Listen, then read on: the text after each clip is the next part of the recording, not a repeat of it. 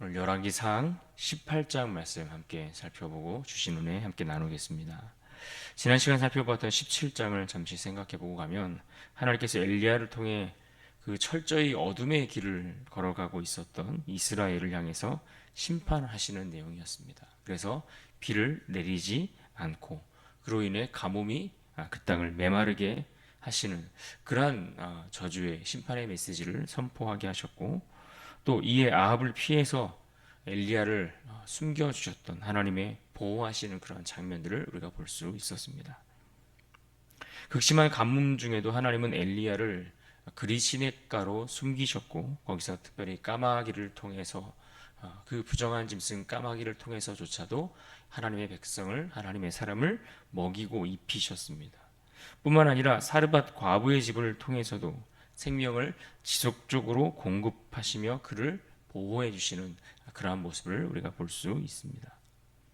반면에 이스라엘은 3년 동안 가뭄이 계속되었는데, 이 기간 동안의 문제는 이스라엘 땅에 단순히 비가 내리지 않은 것이 문제가 아니라 철저히 그들 마음속에 하나님이 사라져버린 그런 메마름에 허덕이고 있다라는 것을 상징적으로 보여주는 사건이 바로 이 가뭄의 사건이었습니다. 그러고는 이제 그 길고 긴 메마름의 3년이라는 시간이 지나고 나서야 비로소 하나님께서는 지금까지 숨겨두셨던 하나님의 사람 엘리야를 그들 역사 속에 그 전면에 또다시 드러나게 하십니다. 하나님께서 엘리야에게 이렇게 말씀하십니다. 오늘 본문 1절을 보겠습니다. 많은 날이 지나고 제3년에 여호와의 말씀이 엘리야에게 임하여 이르시되 너는 가서 아합에게 보이라. 내가 비를 지면에 내리리라. 이제 하나님은 엘리야를 통해서 하늘에서 비를 내리실 뿐만 아니라 이스라엘 백성들의 그 마음 속에 사라졌던 하나님의 주권을 다시 회복시키시는 겁니다. 그래서 그들의 마음 가운데, 그들의 신앙 중심에 하나님을 향한 온전한 주권을 회복시키기 위해 그들을 어디로 초청하십니까? 결단의 그 장으로, 다시 말해 갈멜산 꼭대기로 그들을 부르시는 장면이 오늘 18장의 내용인 것입니다. 본문에는 엘리야가 아합 왕에게 나아가기 전에 한 사람을 먼저 만나는 장면을 다루고 있는데, 그가 바로 오바댜라는 인물입니다. 오늘 본문 속에 보면 그는 아합의 국내 대신이라고 했고, 특히 그는 여호와를 경외하는 자다라고 성경은 그렇게 묘사해 주고 있습니다. 3절을 보십시오. 아합이 왕국 맡은 자 오바댜를 불렀으니 이 오바댜는 여호와를 지극히 경외하는 자라. 그는 특히 4절의 말씀처럼 이세벨이 여호와의 선지자들을 죽이려고 할 때 100명의 선지자들을 50명씩 각각의 굴에 숨겨서 떡과 물로 그들을 먹이며 돌보는 그런 역할들을 감당했습니다. 그러니까 당시 아합의 눈을 피해서 그 강력한 힘에 의해서 모두가 바알을 숭배하거나 그렇지 않은 이들은 모두 그 왕으로 말미암아 죽음을 당할 수밖에 없는 그러한 아주 심각한 위기 상황 속에서 세상의 권력보다, 그리고 자신의 육신의 죽음보다, 그런 것들을 두려워하기보다는 하나님을 더 경외하고 두려워함으로 그에게 주어진 삶에 조용히 선을 행했던 그러한 인물이었던 것을 우리는 볼 수 있습니다. 늘 우리는 이 갈멜산 전투의 영적인 치열한 싸움을 벌였던 이 엘리야 때문에 사실 본문 속에 등장하는 이 오바댜를 놓치기 쉽지만, 그는 엘리야와는 다른 방식이지만 그럼에도 불구하고 하나님이 하시는 그 나라를 위해, 하나님 나라를 위해 살았던 아주 중요한 인물인 것을 우리는 볼 수가 있습니다.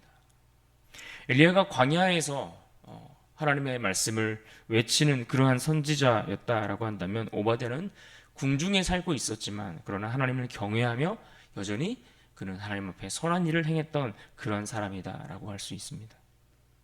이처럼 교회 안에도 마찬가지고 세상 속에서도 마찬가지입니다. 엘리야와 같은 사람도 필요하겠거니와 또한 오바댜와 같은 사람도 필요한 것입니다. 중요한 것은 우리가 살아가는 우리의 일터, 가정, 직장, 내가 속한 그 사회 속에서 과연 나는 세상의 권력 앞에, 세상의 그 유혹 앞에 우리의 중심을 다른 것에 끌려다니는 것이 아니라 하나님 앞에 선 자로서 하나님 앞에 우리의 중심을 두고 살아가고 있는가? 이것이 중요한 문제일 것입니다. 오늘 본문 속에는 그렇게 이 오바댜를 통해 또 엘리야를 부르시는 그 하나님께서 다시 이 엘리야 선지자를 아합 왕 앞으로 찾아가게 하셨습니다. 이제는 더 이상 숨어 지낼 때가 아니라 하나님의 이름을 대신하여 앞장서고 하나님의 뜻을 세상 가운데 그들 가운데 알려야 할 때가 되었기 때문이죠. 엘리야는 이에 순종하여 아합을 만나기 위해 길을 떠납니다. 그리고 아합은 엘리야를 향하여 결국 그렇게 해서 아합을 만나게 되는데, 이 아합이 엘리야를 만나서 엘리야를 향해 뭐라고 표현합니까? 이스라엘을 괴롭히는 자다, 이렇게 표현했습니다. 18절을 보실까요? 그가 대답하되 내가 이스라엘을 괴롭게 한 것이 아니라 당신과 당신의 아버지의 집이 괴롭게 하였으니 이는 여호와의 명령을 버렸고 당신이 바알들을 따랐습니다. 지금 엘리야를 비난하며 아합은 사실 그를 향해 겁을 주고 있는 장면입니다. 당시의 최고의 권력자로서 특히 이 악한 역할을 감당했던 이 아합 왕 앞에서 엘리야는 두려워하지 않고 오히려 담대하게 하나님의 말씀을 전하는 모습을 볼 수 있습니다. 아까 이 오바댜와의 대화 속에서도 이 아합이 하나님의 선지자들을 얼마나 죽이기 위해서 안간 힘을 썼는지를 느낄 수 있는 대목들이 보여지지 않았습니까? 그럼에도 불구하고 엘리야는 숨지 아니하고 더 이상 도망다니는 것이 아니라, 두려워하는 것이 아니라 담대하게 하나님의 말씀을 전하고 있습니다. 이스라엘에 가뭄이 온 것, 그것은 그 땅에 메마름의 고통이 찾아오고 있는 것은 그 문제가 어떤 사람의 문제가 아니고 엘리야 같은 사람들의 문제로서 그들에게 돌리고 있지만, 그러나 진짜 문제는 엘리야가 아니라 이스라엘 하나님을 버린 죄의 결과라는 사실을 명확하게 전해주고 있습니다. 그러니까 죄의 문제를 해결하고 인생의 그 근원에 깔려 있는 그 사망의 문제를 벗어날 수 있는 길은 그 책임을 남에게 돌린다고 해서 되는 일이 아니라 하나님 말씀 앞에 죄를 자복하고 인정하여 용서를 구하는 것, 그것이야말로 진정한 회복의 시작이다라는 것을 말씀해 주고 있습니다. 하나님을 버리고 떠났던 그 죄에서 돌아서는 것, 이것이 다시 우리가 살 수 있는 유일한 길이다라는 것을 보여주고 있습니다. 이제 엘리야는 그 땅의 헛된 우상들을 따르고 섬기던 바알의 선지자 450명과 또 아세라 선지자 400명을 모두 갈멜산으로 소집하고 있습니다. 그리고는 그들에게 중요한 하나의 질문을 던졌는데, 그것이 바로 본문 21절의 말씀입니다. 21절을 보겠습니다. 엘리야가 모든 백성에게 가까이 나아가 이르되 너희가 어느 때까지 둘 사이에서 머뭇하려느냐? 여호와가 만일 하나님이면 그를 따르고 바알이 만일 하나님이면 그를 따를지니라 하니 백성이 말 한마디도 대답하지 아니하는지라. 우리가 너무나 잘 아는 말씀이죠. 아주 그들에게 결단을 촉구하는 중요한 말씀입니다. 머뭇하다라는 이 단어의 표현은 히브리어로 파사크라는 단어가 사용되었는데 절뚝거리다라는 뜻을 가지고 있습니다. 절뚝절뚝거리며 머뭇거리는 것. 그들의 신앙의 중심이 없어서 이리저리 흔들리며 살아가는 이스라엘의 모습을 그대로 표현해 주는 말씀입니다. 그들의 신앙이 단순히 미온적인 태도를 가지고 있다라고 지적한 정도가 아니라 왕실의 그 강압적인 우상숭배의 정책에 눌려서 그들이 애굽 땅에서 건지신 그 하나님, 그 조상 대대로 섬겨왔던 그 하나님 여호와 중심의 신앙을 고수하지 못하고 그렇게 우상을 거부하지 못하여 어정쩡한 상태로 끌려다니는 그들의 신앙을 책망하며 그것으로부터 벗어날 것을 강력하게 촉구하고 있는 그런 메시지이죠. 누구를 섬길 것인가 결단하라라는 그런 엘리야의 요구가 전해주고 있는 것인데, 오늘 본문에 보면 백성들이 침묵했다라고 했습니다. 말 한마디 하지 않았다는 겁니다. 그런데 오늘 이 그들이 보여주었던 이러한 침묵이 우리가 살아가는 이 땅에서 우리의 모습 속에 드러나고 있는 것은 아닌지 우리의 모습을 살펴야 할 것입니다. 우리에게도 여전히 눈에 보이지 않지만 세상에 아합이 위협하듯 또 그들이 섬겼던 그러한 헛된 우상들이 너무나 많은 그러한 세상이지만 그러한 헛된 우상과 하나님 사이를 오늘 우리도 오락가락하며 적절한 신앙의 타협 속에서 그렇게 사랑하며 우리도 갈팡질팡하고 있는 모습은 아닌지 모르겠습니다. 그러한 우리의 모습들이 있다면 오늘 말씀 속에서 머뭇 그럴 것이 아니라 누구를 섬길 것인가를 우리는 분명하게 결정하고 선택해야 할 것입니다. 이제 엘리야는 이 양편에 서 있던 선지자들에게 제안을 합니다. 그들은 각각 제단을 쌓고 하늘에서 불이 내려지는 자가 참 하나님이라는 그 조건 아래 각각의 종교 예식을 시작하기로 합니다. 그런데 바알의 선지자들이 아침부터 저녁까지 그들의 신을 부르며 외치고 춤추며 심지어 자기 몸의 피를 흐르도록 그렇게 칼로 그으며 열심을 내고 있지만 그러나 29절 말씀에 보면 이렇게 말씀합니다. 이같이 하여 정오가 지났고 그들이 미친 듯이 떠들어 저녁 소재 드릴 때까지 이르렀으나 아무 소리도 없고 응답하는 자나 돌아보는 자가 아무도 없더라. 오늘날도 실제로 이렇게 자기 몸을 자해하면서 그들의 신에게로 다가가겠다라고 무아지경 속에 이러한 예식들을 행하는 종교들이 실제로 있죠. 해마다 그러한 일들을 위해 수많은 사람들이 밀집하고 모이고 또 어떤 특별한 그러한 종교 행위를 위해서 어떤 한 나라에 모이기도 하고 하는 것들을 우리가 볼 수 있습니다. 그런 장소들도 지난번에 우리 단기 선교팀들이 가서 말레이시아에서 그런 이제 현장도 직접 보고 오곤 했는데 그와 같은 일들이 벌어지고 있는데 어떻습니까? 아무런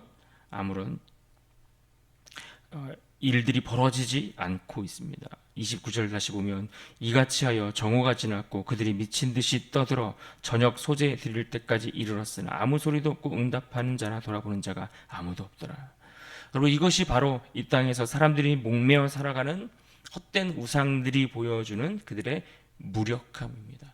그들이 세상에서 끌려다니는 그러한 우상들, 이 헛된 우상들이 얼마나 무력한 것인지 허무한 것인가를 보여주는 그러한 말씀이죠.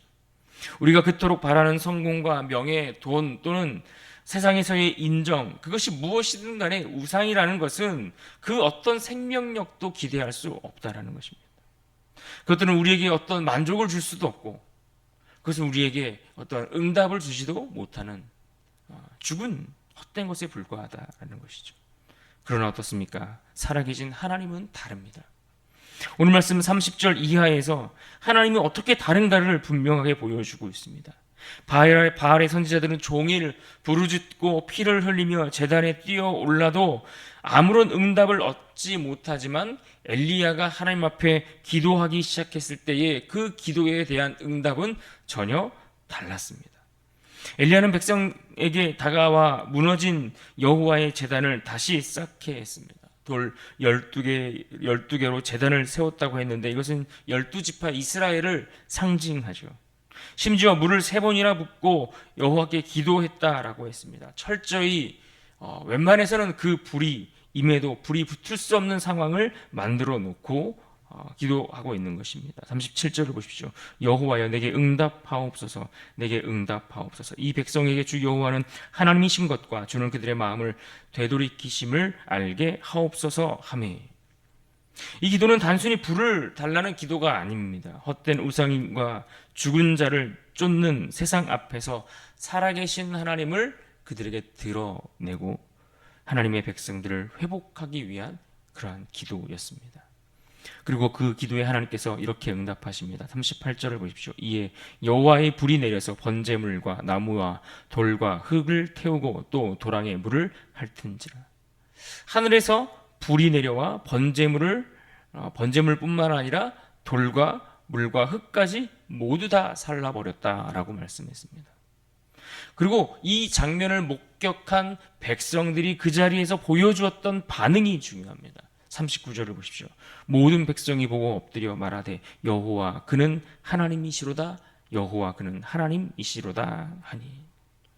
여러분, 지금 이 고백은 무너진 신앙을 일으키고 다시 부흥을 일으키며 회복을 알리는 그러한 시작의 반응들이죠.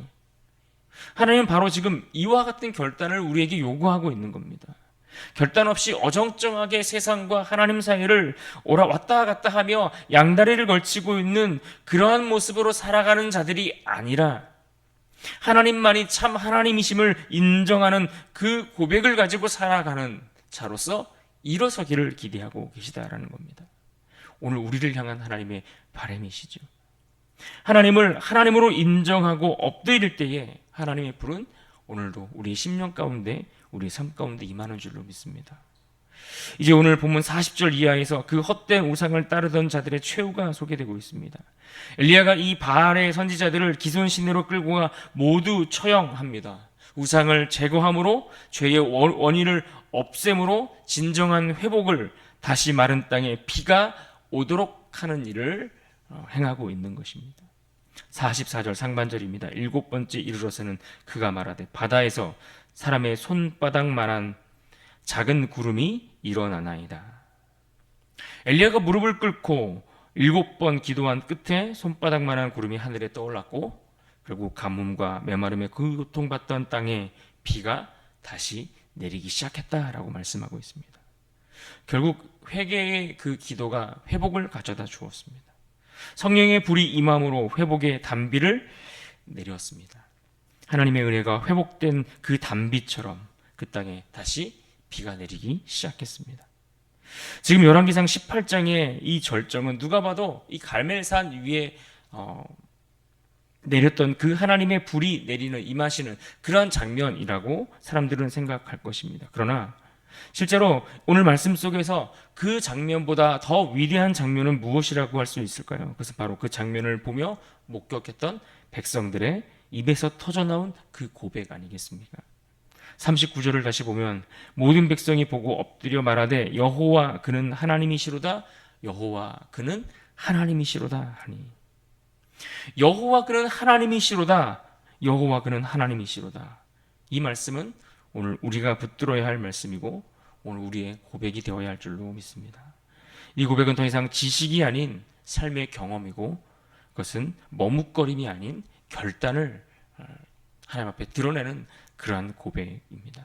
오늘 하루 우리가 이 세상을 살아갈 때 우리 삶 속에 지금 어떤 우상들이 자리를 잡고 있든, 지금까지 우리가 어떠한 자세와 태도로 세상과 하나님 사이를 머뭇거리며 절뚝거리며 살아왔든 여호와 그는 하나님이시로다, 이 고백이 우리에게 다시 일어날 수 있기를 원합니다.